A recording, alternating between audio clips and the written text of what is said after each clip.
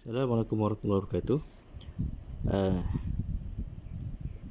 Q&A yang kedua berkaitan dengan konsep inflationary dan deflationary gap. Inflationary and deflationary gap, konsep dia macam ni lah.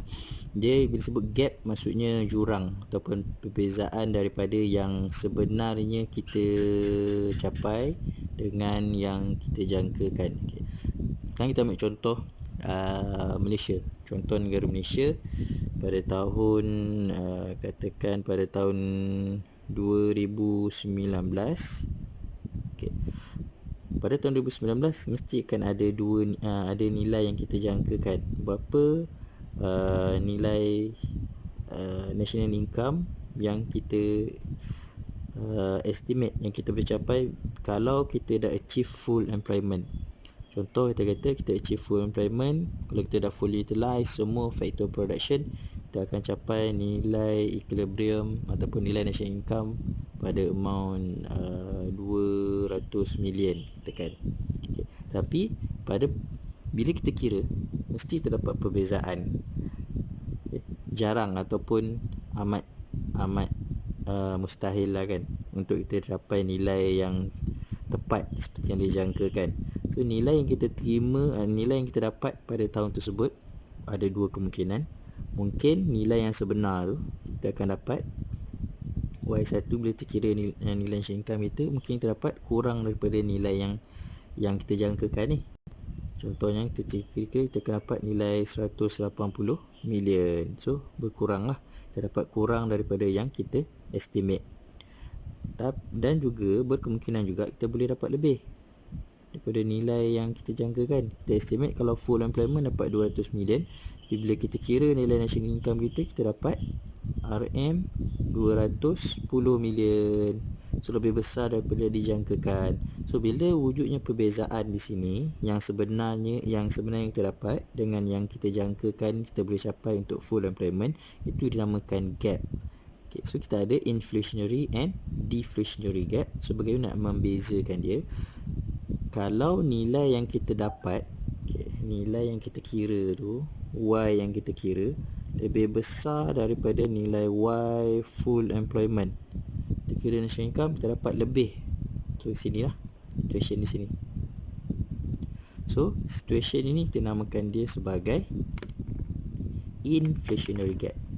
Jurang perbezaan tu dinamakan sebagai inflationary gap.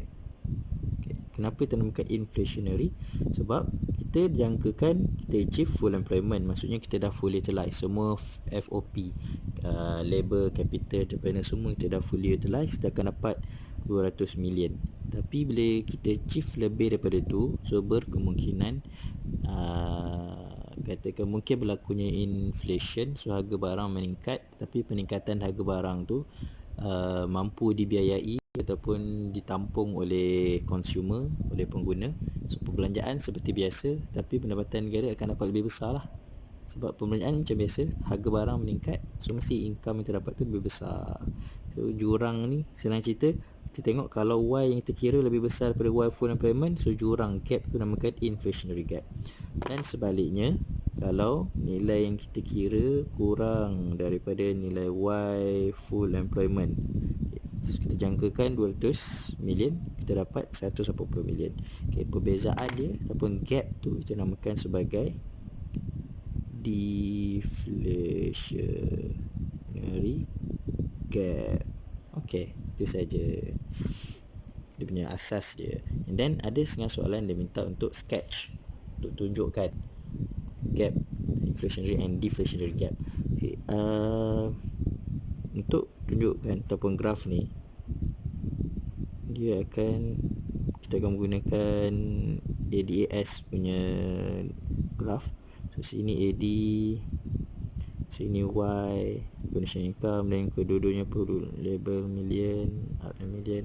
Sini pun RM million. Ini ada satu garisan Y equal to AD. Bagaimana nak melangkahkan diagram? Okay, saya akan sketch kedua-dua situation ni dalam satu graf lah. Contoh, tekan ini nilai yang kita jangkakan.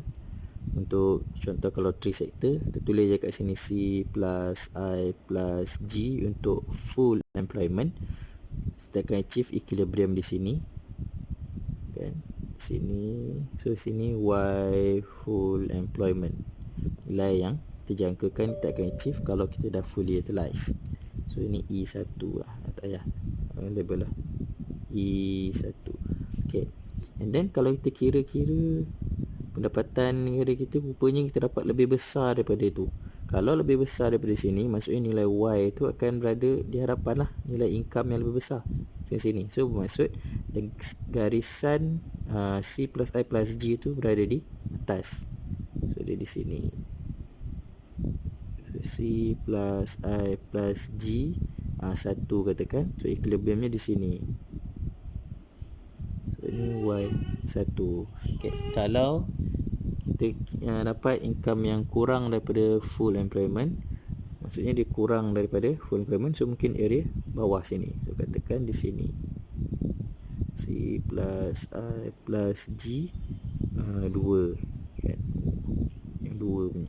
So equilibrium di sini, Y2.